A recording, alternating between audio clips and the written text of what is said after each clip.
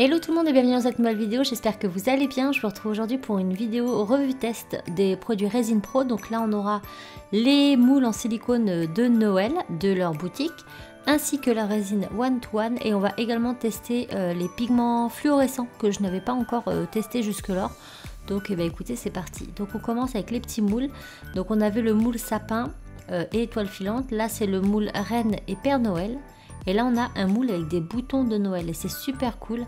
Donc les deux premiers sont pas mal parce que c'est deux modèles mais dupliqués. Donc quand on veut faire des séries c'est plutôt sympa. Et on commence tout de suite. Donc je prends ma balance, mes petits gobelets et je commence. Donc la particularité de cette résine c'est que c'est du 50-50. Donc là par exemple si je mets 30 g de A, et ben je mets 30 g de B. Donc c'est super sympa.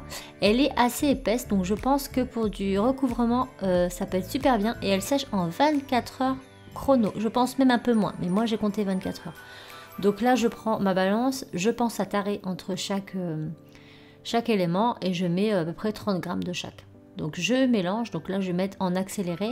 J'ai pas laissé poser pour ma part parce que qu'il y ait des bulles ou non ça m'était égal, mais si vous voulez pas qu'il y ait de bulles, vous laissez poser un petit peu votre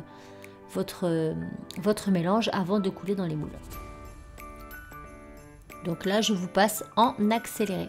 Donc comme je vous le disais elle est assez épaisse, donc c'est plutôt sympa que ce soit le composant A ou le composant B.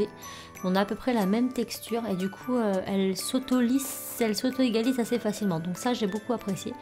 Et je pense que je vais beaucoup l'utiliser pour recouvrir des bijoux en polymère, je pense que ça peut être vraiment top. Donc là je remplis tous mes petits moules, hein, comme vous pouvez le voir, et on passera tout à l'heure à la coloration.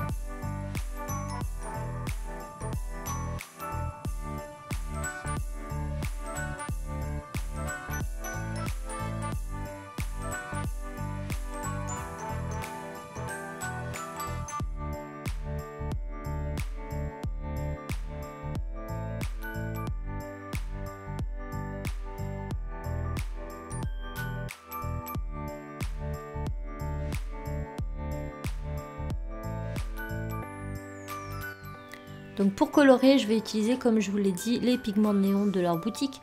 Parce que je n'ai jamais utilisé ces pigments, je les avais depuis un moment. Je vais également reprendre les Color Fun, je vous ai déjà fait une revue dessus, et les encres Pignata, de façon à voir un petit peu comment réagit la résine à tout ça.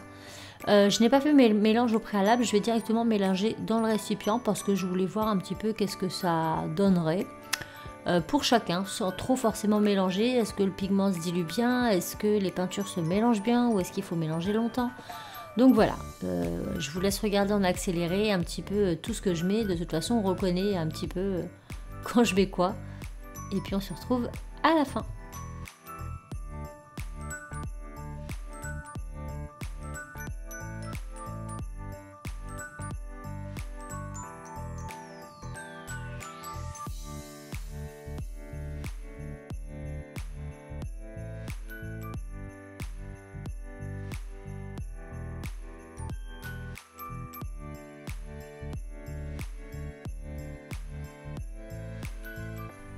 Donc après 24 heures de séchage, on va pouvoir démouler notre caissette.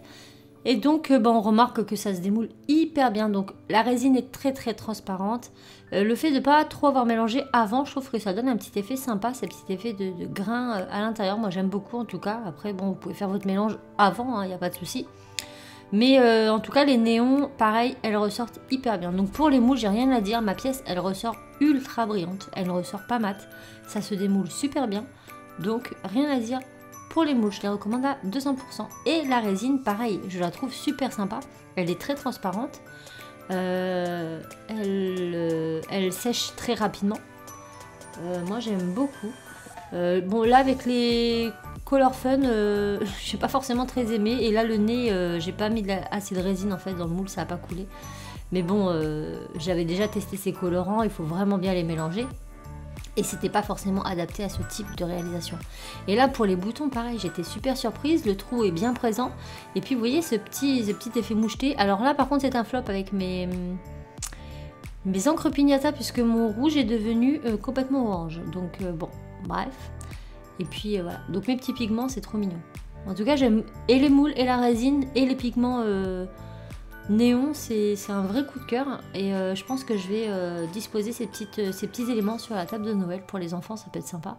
Et puis ça les occupera en tout cas. Regardez-moi ça, c'est très très transparent. Je pense que pour mettre aussi sur... Enfin cette résine pour mettre sur des bijoux en polymère, ça va être super canon. Je pense que j'en ferai, je les posterai sur Instagram, donc n'hésitez pas à me suivre là-bas. Le lien est en partie plus information.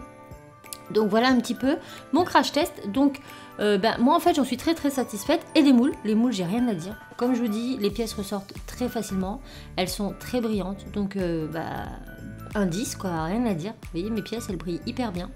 Et la résine pareil, hein, je suis hyper satisfaite de celle-ci. Je pense que je vais utiliser que celle-ci. Le fait qu'elle soit assez épaisse, elle permet de pas trop couler, pas trop s'étaler. Et elle se maintient bien. Moi c'est ce que j'aime bien dans les résines. Et non franchement... très contente. Et pareil, les colorants néons, j'aime beaucoup aussi. Donc voilà, je vous mets tout ça en partie plus information. Je vous envoie plein de bisous. Et je vous dis à très vite dans une autre vidéo.